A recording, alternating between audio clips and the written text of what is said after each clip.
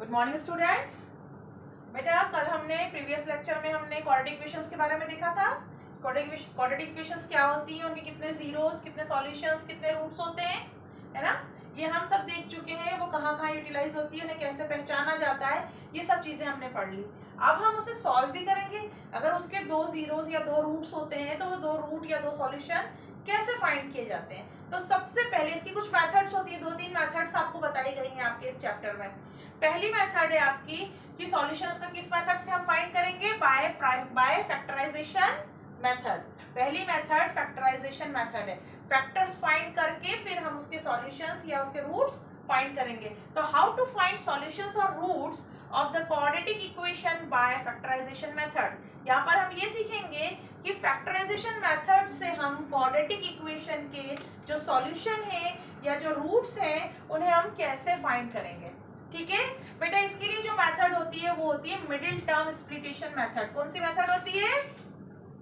Middle term स्प्लिटेशन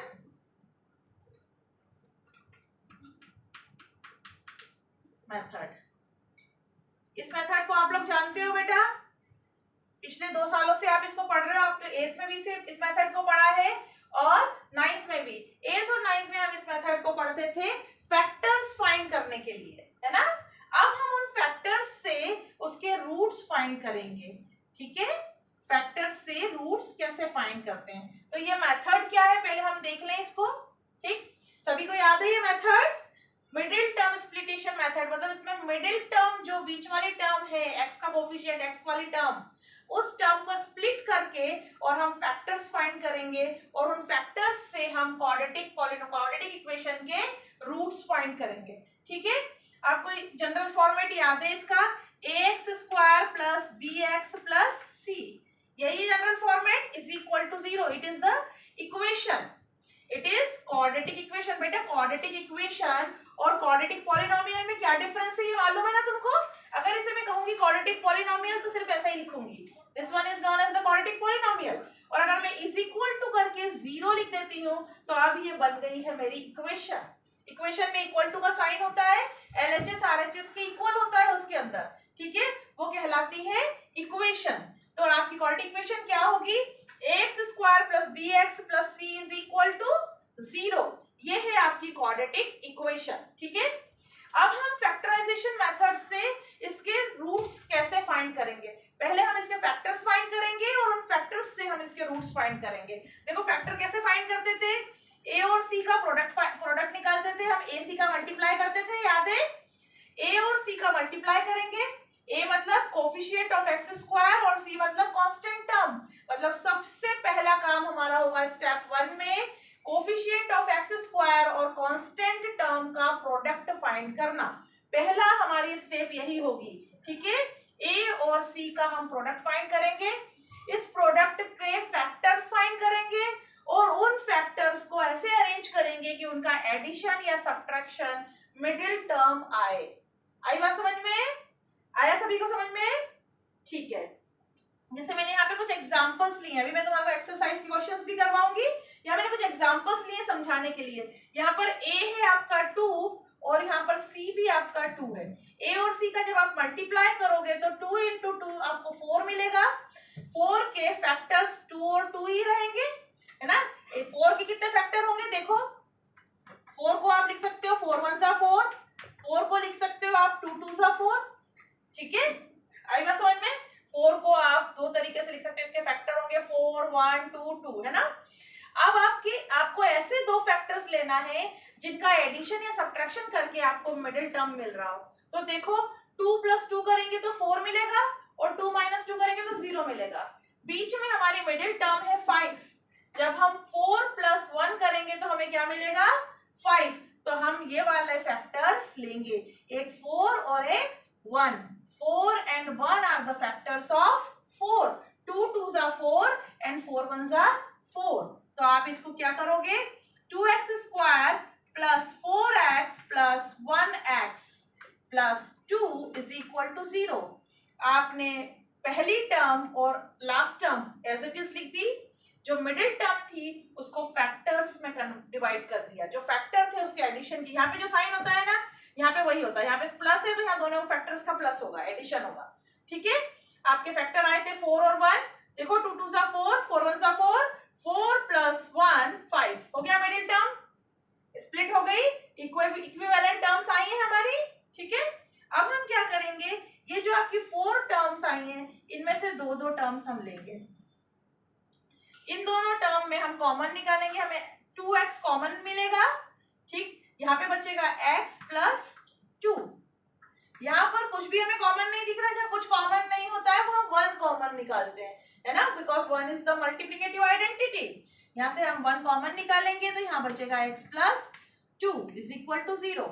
देखो ये दोनों इस पूरी एक्सप्रेशन में, इस पूरी इक्वेशन में दो टर्म्स हैं, पहली टर्म में भी x प्लस 2 है और दूसरी टर्म में भी x प्लस 2 है, ये दोनों कॉमन है, x प्लस 2 कॉमन है ये दोनों टर्म्स में, x प्लस 2 बाहर निकाल लेंगे तो यहाँ से बचेगा 2x और यहाँ से बचेगा प्लस 1 इज इक्वल टू 0। ठीक है, जब हम इस पूरी इक्वेशन में से x प्लस 2 को कॉमन निकाल लेंगे बाहर तो यहाँ से बचेगा आपका x प्लस 2 और यहाँ से बचेगा प्लस 1, उसको हमने अंदर लिख दिया।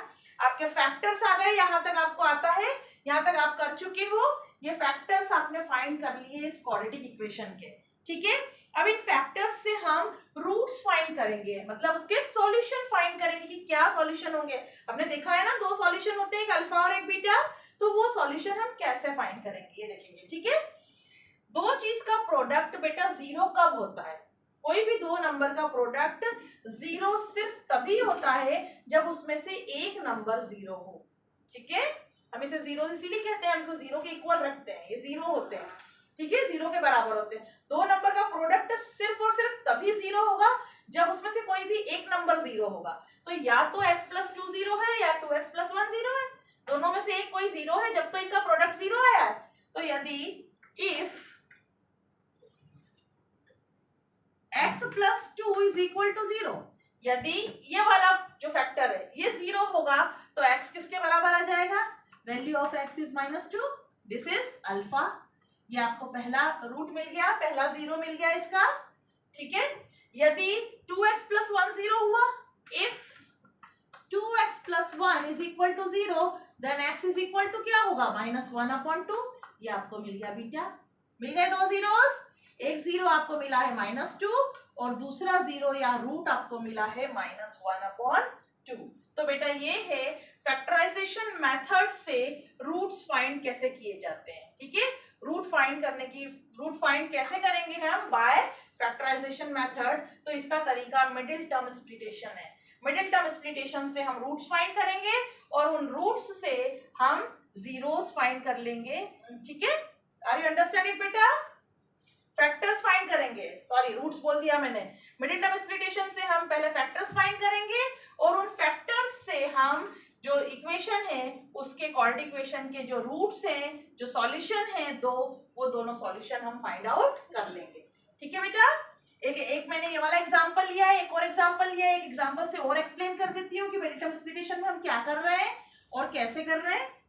देखो इस इक्वेशन में भी a2 है और ये इक्वेशन, इसको पहले हम इक्वेशन बना लें, इक्वल टू 0 कर दें। यहाँ पर भी a2 है और कांस्टेंट टर्म है -2। ठीक है, प्रोडक्ट होगा दोनों का -4।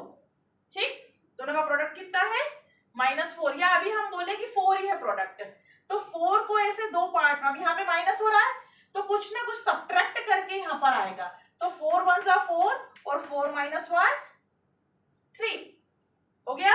देखो 4 1 सा 4, यहाँ -1 है, 4 1 सा 4 -4, दोनों का प्रोडक्ट आया -4।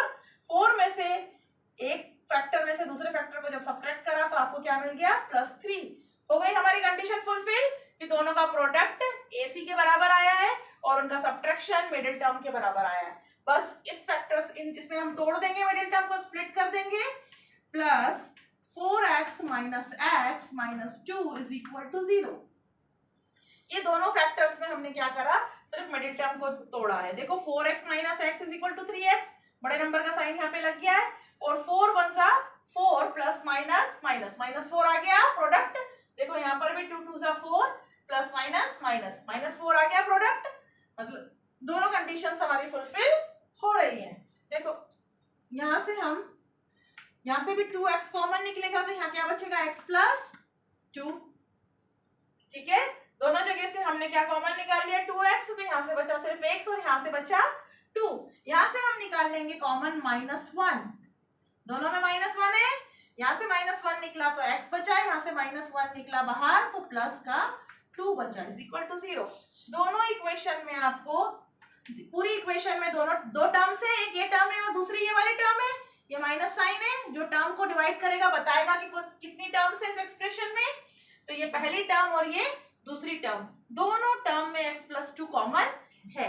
हम दोनों में से x प्लस 2 को बाहर निकाल लेंगे, यहाँ से बचेगा 2x minus 1 which is equal to 0।